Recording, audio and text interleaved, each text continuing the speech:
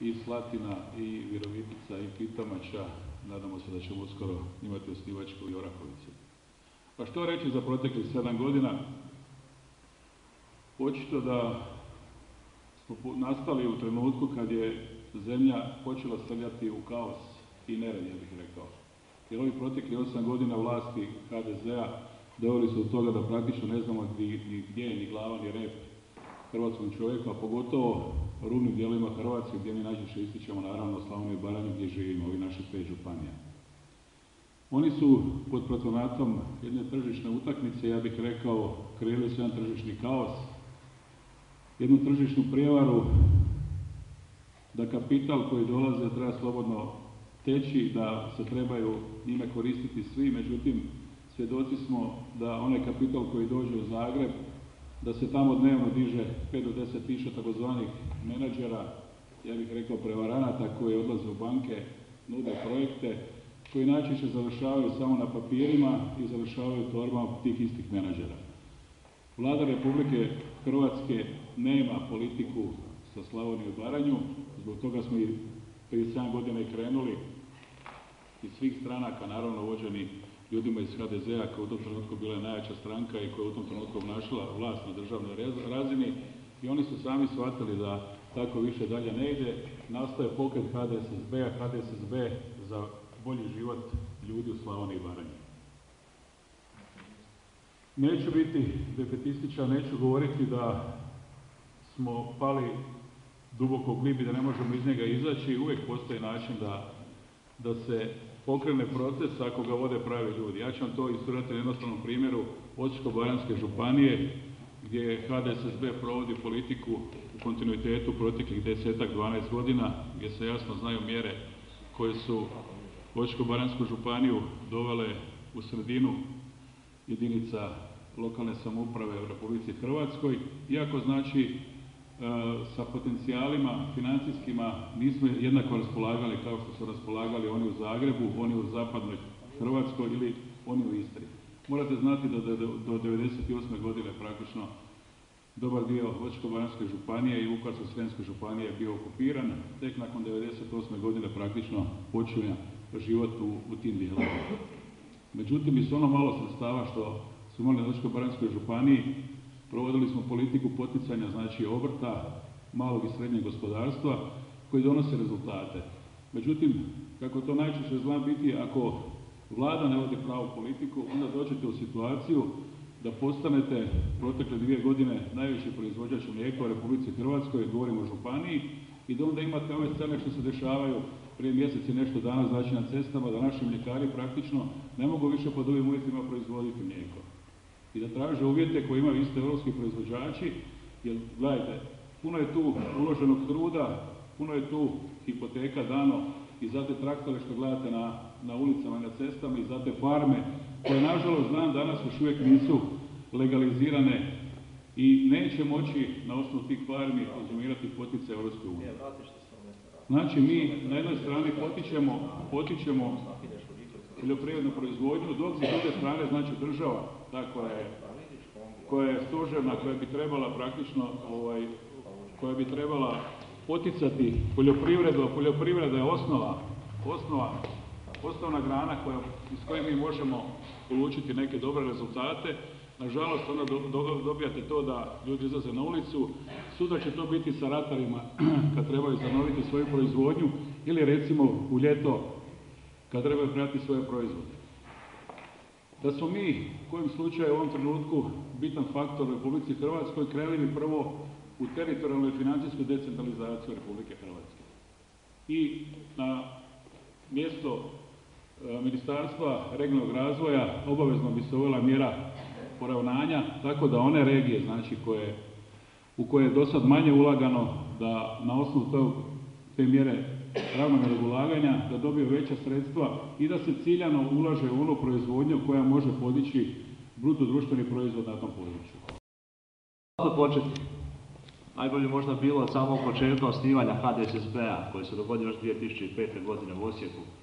Utemeljitelj udruge HDSSB-a, naš general, osuđeni general u politički montiranom materijalnom procesu Branimir Glavaš, kada je uvidio Ako se HDZ-ova vlast ponaša prema Slavoniji i Baranji, on je tada sa nekolicinom svojih prijatelja rekao dosta i osnovao HDSSB.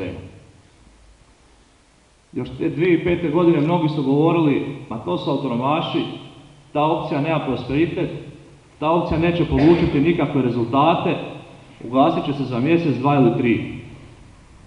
Kada je 2005. godine HDSSB govorio o samoj regionalizaciji, također su zlobnici govorili od regionalizacije nema ništa, neće od toga biti ništa. Međutim, danas su stvari sasvim drugačije.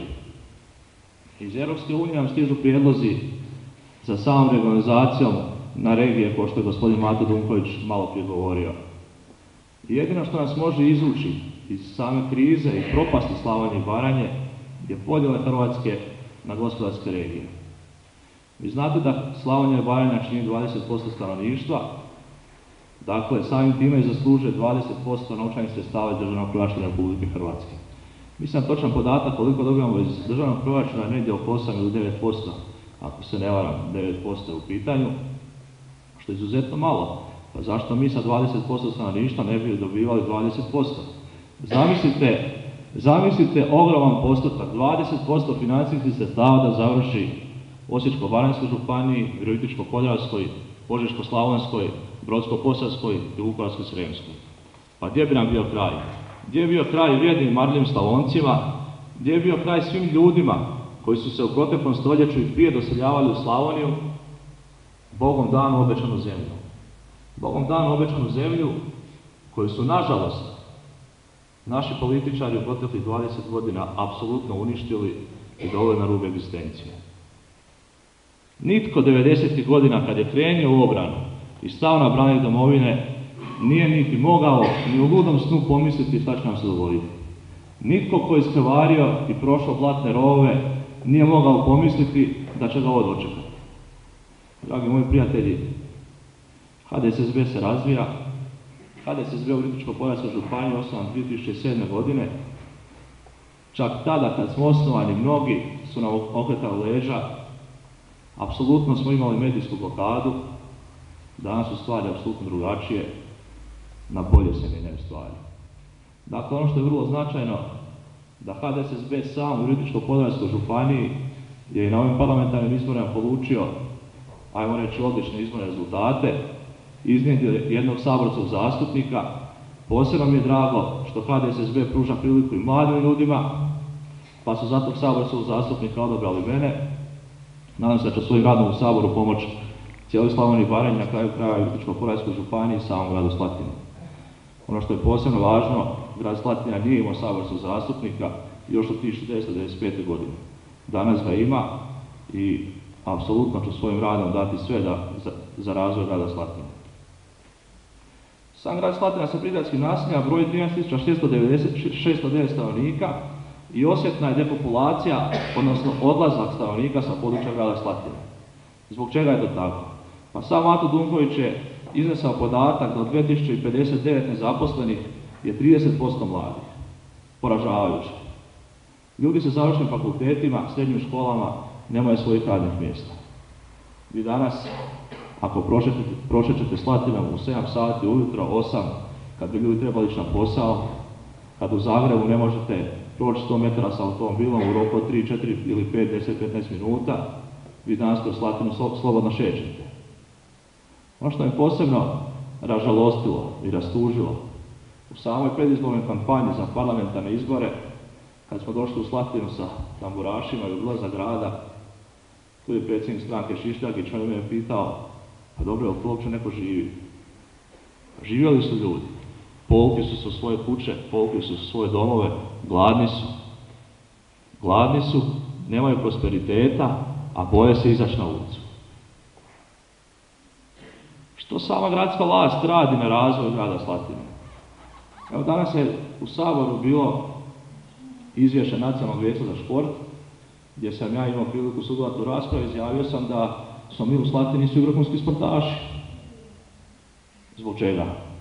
Otvorili smo gospodarsku zonu u kojoj, umjesto da pokrenemo samo gospodarstvo, mi smo napravili stadion, veleban stadion Za sam travnjak je potrošen 1.200.000 kuna.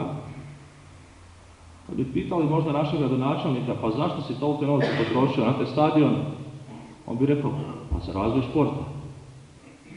Pa je, 1.200.000 kuna je okej za travnjak, ali dajte prvo ljudima kruha. Ma ne, misle oni, ajmo mi prvo zaigrat nogomet, a kruha će biti kad iziđemo iz recesije.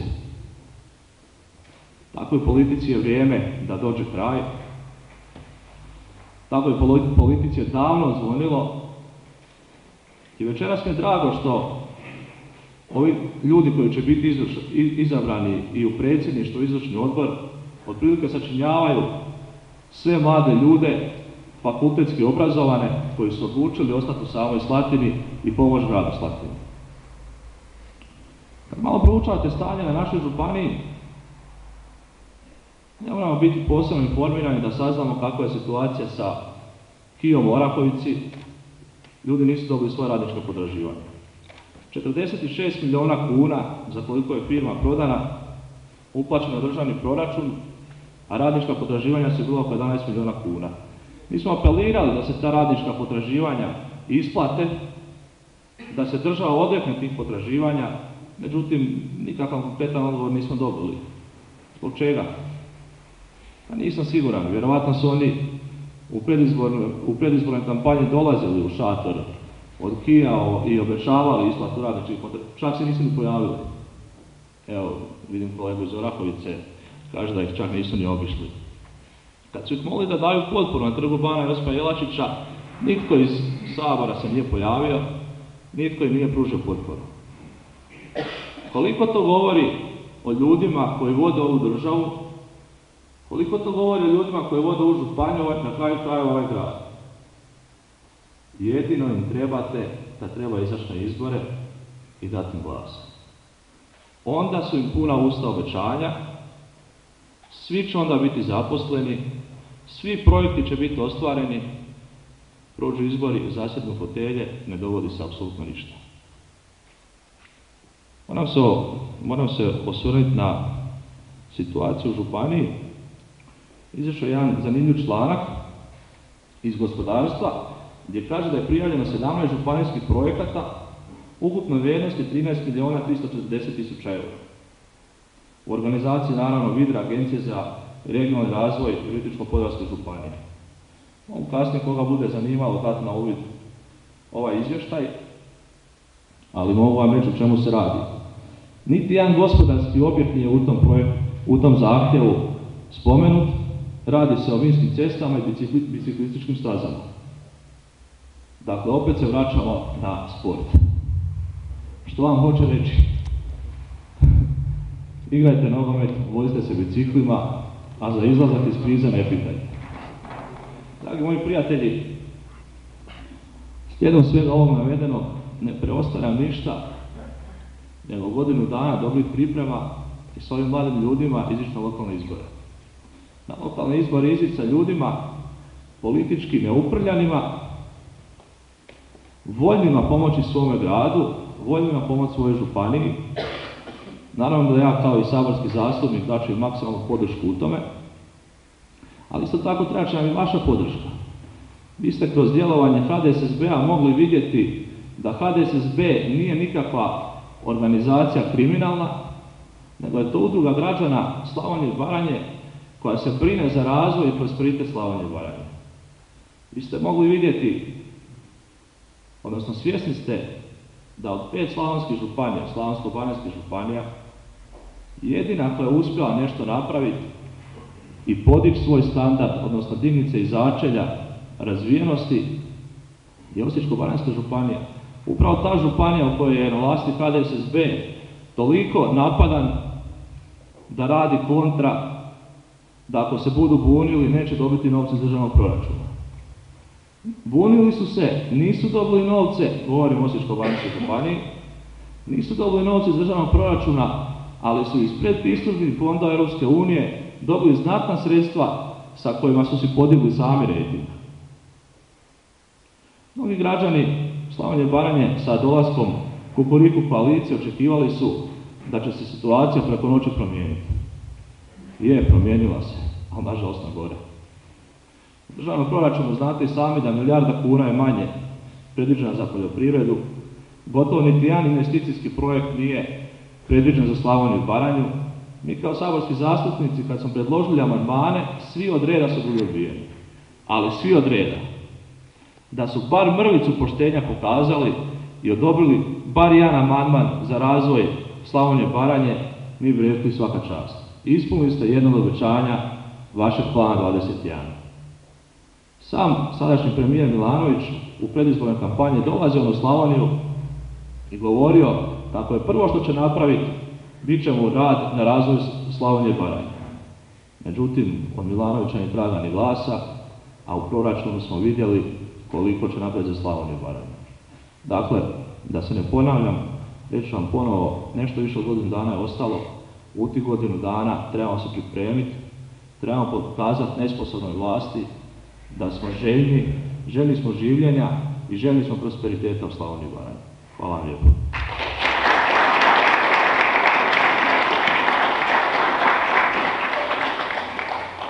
Zahvaljujem se gospodinu Češeku. Sljedeći gost. Odluku korupciji kojima se sudi još nažalost. Pa ja mislim da ovo je velike stvari i milijuna da još nitko nije presuđen, a vidjet ćemo da li će. Dosta je i pravosudnog sustava, odnosno osoba, toliko dugovječnih osoba u tom strašno lošem pravosudnom sustavu koji imaju poluge u rukama pa podižu optužnice, već 3. mandat, a koji su bili na tim funkcijama u državnom odvjetništvu, pa da bude malo jasnije, koji nisu sankcionirali krađu i lopovluk, a koji su već u 3. mandatu. Pa mislim, stvarno, svaka čast, ne mogu ocjene za pravosuđe i rad biti dobre izvana, kad nam upravo u pravosuđu, na ključnim mjestima, sjede ljudi koji su tamo i sjedili u jeku korupcije, kriminala, koju je vodila politika, dakle, sprega mafije i politike, to je bilo na djelu. Malo sam neraspoložen, malo sam, da vam tako kažem, pomalo i tužan, jer dolazim iz Zagreba, kad sam vidio na jednom sastanku novu garnituru vlasti, kako i na koji način pristupa poslu. Evo, radilo se, ti si Mato spomenuo, ne doživljavam to kao nekako posebnu čašću, apsolutno. Doživljavam, evo, tako na način da mi, koji smo prvi progovorili, tu mislim na sve nas, vas koji sjedite tu, koji smo prvi progovorili o regionalizaciji, o potrebi da općinama, gradovima, nama, ostane daleko više sredstava. Dakle, često se ono kaže, Zagreb nam ne daje, ma ne treba nama Zagreb ništa davati. Jer mi dajemo Zagreb, mi svi koji radimo, i ovdje u Slavoniji, i u Baranji, i u Dubrovniku, i dolje u Istri, pa mi smo ti koji daju državnoj blagajni. Dakle, spominjem Zagreb zato što su Banski dvori u Zagrebu, zbog toga. Dakle, mi zarađujemo i mi dajemo novac tamo. A ono što smo mi rekli, pa nećemo vam više davati toliko da u toj mjeri možete krasti i da ste mogli cijelo ovo vrijeme krasti i upropastiti državu.